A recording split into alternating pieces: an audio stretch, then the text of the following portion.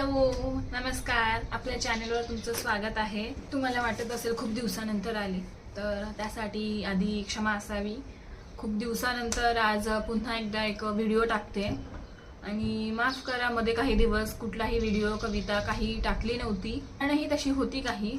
कधी कधी आपल्याला असं होतं की कधी मोटिवेशन निघून जातं किंवा कधी आपण जे करायचं असतं कळत नाही ते कसं करावं, अजून बरीच कारणं असतात, त्यामुळे मला नाही जमलं, त्याबद्दल तुमची माफी असावी। पण आजचा व्हिडिओ टाकण्यामागचं कारण म्हणजे सध्या आपल्याला माहितीच आहे आपल्या आजूबाजूला काय घडतंय, सगळ्यांना माहित आहे किती लाजिरवाणी गोष्ट आपल्या समाजात सध्या घडलेली आहे। त्या विषयावर असं वाटलं थोडं बोलावं, थोडं काहीतरी लिहावं, म्हणूनच त्या विषयावर काहीतरी लिहून तुमच्यापर्यंत पोहोचवावं असं वाटलं, त्यासाठी हा व्हिडिओ आहे आजचा। तर मी नाव नाही घेत आहे, पण तुम्हाला सगळ्यांनाच माहिती आहे सध्याच नुकतीच घडलेली गोष्ट जी कोलकात्याला घडली आहे ती मला सगळ्यांना माहित आहे। त्याच्यावर थोडंसं माझ्या मनातलं काहीतरी व्यक्त करायचं होतं।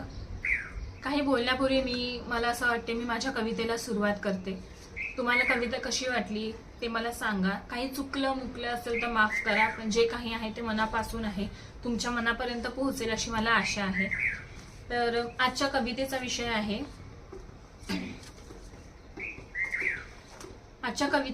आहे तिचं नक्की काय चुकलं होतं। तिचं नक्की काय चुकलं होतं।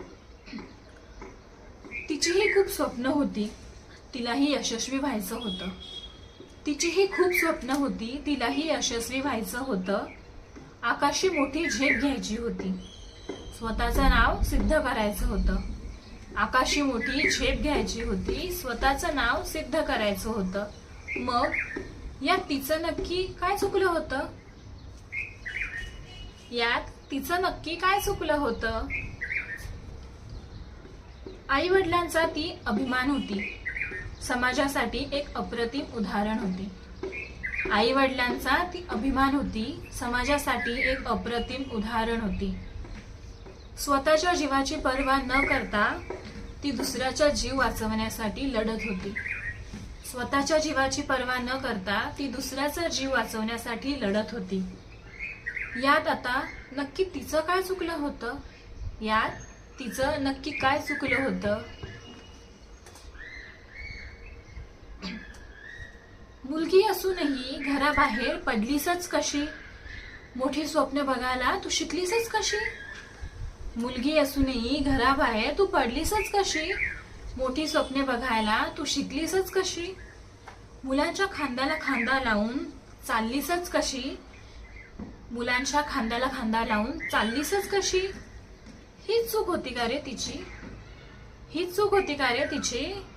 अरे पण हा हक्क तर तिला सुद्धा होता ना रे, हा हक्क तर तिला सुद्धा होता ना रे। मग आता मला सांगा, यात नक्की तिची चूक काय होती। यात नक्की तिची चूक काय होती। पुढचं कडवं थोडंसं नीट ऐका। फक्त एका नराधमाच्या हव्यासापोटी त्या निष्पाप मुलीला तिचा जीव गमवावा लागला। फक्त एका नराधमाच्या हव्यासापोटी त्या निष्पाप मुलीला तिचा जीव गमवावा लागला। इतका स्वस्त झालाय का हो जीव आजकाल, की माणसातला माणूसच आता दानव झालाय। इतका स्वस्त झालाय का हो जीव आता, की माणसातला माणूसच दानव झालाय। पण तरीही मला सांगा, पण तरीही यात नक्की तिचं काय चुकलं होतं। यात नक्की तिचं काय चुकलं होतं।